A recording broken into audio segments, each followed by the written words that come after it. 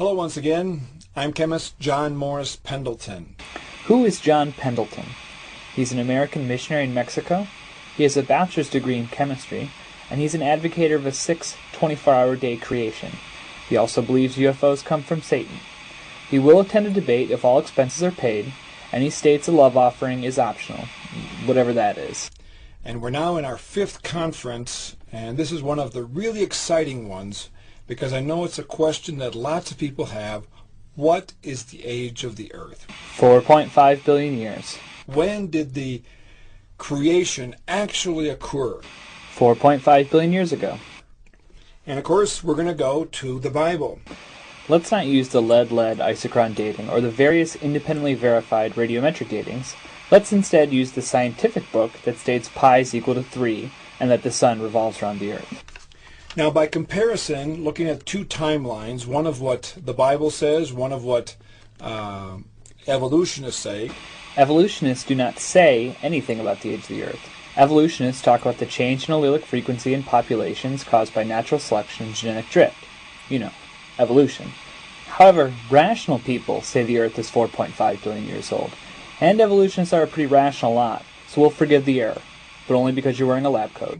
We have the creation of everything happened about 6,000 years ago. About 4,400 years ago, the worldwide flood occurred, of which 8 people were saved.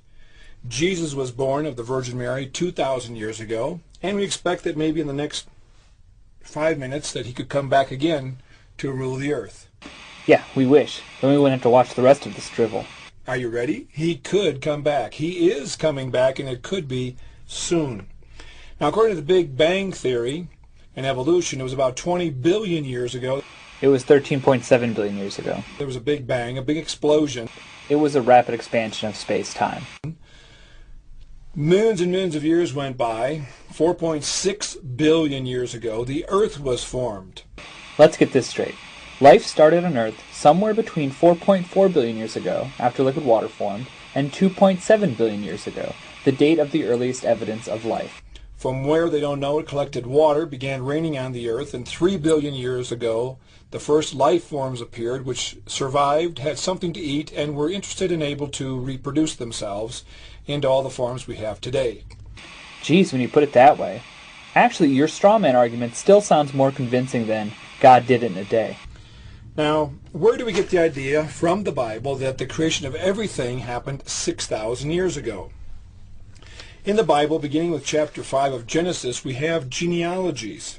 Caution, incoming Hovind chart. And we start with Adam, and it gives the age of the father when a key son was born in the line that eventually reached to Jesus Christ. And so we begin adding up these ages, and we come up that the flood occurred 1,656 years after the creation.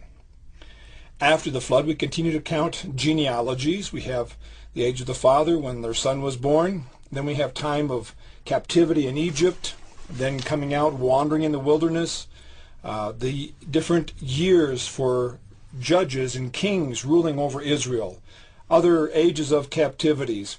And we come all the way down to the final book of the Old Testament, the book of Malachi, where from history we add between 300 to 400 years. Sure, what's a few hundred years between friends? To when Christ was born. That's a total of about 4,000 years. From Christ to today is 2,000. 4 plus 2 is 6,000 years. Well, that sounds pretty scientific. Oh wait, that's just the lab coat again. Now let me give you a little suggestion. When God reveals a truth in His Word, He reveals it many, many times from different angles in different ways to confirm the truth of it. Except where those angles differ, like they do in the conflicting genealogies of Joseph, as recounted in Matthew chapter 1 verse 1 and Luke chapter 3 verse 23. And so in the case of when the creation occurred, we also have from the book of Luke angle that goes back the other direction. And as mentioned, it is different than Matthew chapter 1 verse 1. Because in Luke 3 we have the genealogy through Joseph all the way back from Jesus until Adam. Of course, Joseph was Jesus' political father, but still we have the genealogy in that direction. It turns out to be 75 generations. Now, I propose that we take an average of about 50 years for every generation, between father and when this son was born. Sure, make up whatever numbers you want to fit your theory. That's how creation science works. Now, I realize that sometimes it was more time than that, sometimes it was less time than that, but we just want to get an idea. So if we take 75 generations, multiplied by 50 years for each generation, we get 3,750 years, very close to our total of some 4,000 years from the creation until Christ was born. Why settle for a 6.25% margin of error? You can just make up better numbers. Psst, 53.3 years per generation will get it dead on. And so it confirms that attitude. Let's summarize.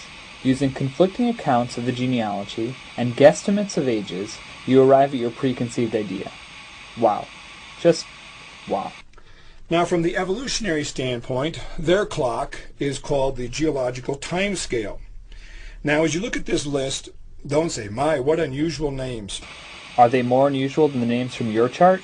You know, I'm not going to even read these. At least you know this one at 190 million years, which is the Jurassic period. All of you know about Jurassic Park. Actually, there's 3 periods here I want to mention for later reference. It's the Triassic, Jurassic, and Cretaceous rocks or periods. Now, the idea is this. These numbers here represent millions of years in the evolutionary time scale. And the idea is that the oldest rocks are furthest in the earth. On top of them are younger rocks. On top of them are younger rocks. And so goes the sequence. That's simplistic at best. The principle of superposition, that of older rocks on bottom, is only one of the many principles of stratigraphy. Superposition fails in many cases, including dynamic activity, like cross-cutting of one strata into another as plates shift, failure of supporting strata, like cave deposits from a collapse, or inclusion of strata into newer strata, like cross-cutting followed by erosion. In the cases of mountains, faults and folds make the situation considerably more complex. Superposition is one of many null hypotheses that are tested against evidence. It is not unshakable word. Now, we asked the evolutionist, where can we go in the world to see exactly, in sight, these layers of rocks exactly as you've laid out there? You can find evidence for the basic truth of the principle of superposition almost anywhere. For instance, the Grand Canyon has one of the most complete in situ geologic columns in the entire world. We're thinking, where could we go? Oh, I know. We could go to the Grand Canyon in Arizona. That hole is almost a mile deep. In places, it is over a mile deep. We have all kinds of layers of rock. Guess what? About 50% of them are missing. Well, guess what? The missing layers were caused by a period of erosion about 1 billion years long between the 2 major periods of deposition, one 500 million years ago and the other 1.5 billion years ago. Note the principle of superposition isn't even violated here. It's just interrupted by erosion. Also, as you can see in this next transparency, from Canada into the United States, all this red area is called Precambrian rock. This is rock that's even older than 600 million years. And the younger rock is underneath it. In other words, the whole thing is turned upside down. He's ignoring geologic erosion and uplift. Remember, the superposition principle is the null hypothesis, to be tested against evidence and possibly rejected. This is what happens when they send a chemist to play geologist. Actually, there's only one place in the world that you can go to consistently find, consistently see these layers of rock is laid out. You know where it's at? In the books. I told you, they're good at making fascinating drawings of things that don't exist. That is not science. As mentioned, the principle of superposition is demonstrated almost anywhere you look, including the Grand Canyon. The basic idea is illustrated in books for the hopeful edification of others. The principle is also presented as a null hypothesis, subject to modification or rejection based on evidence. That is science.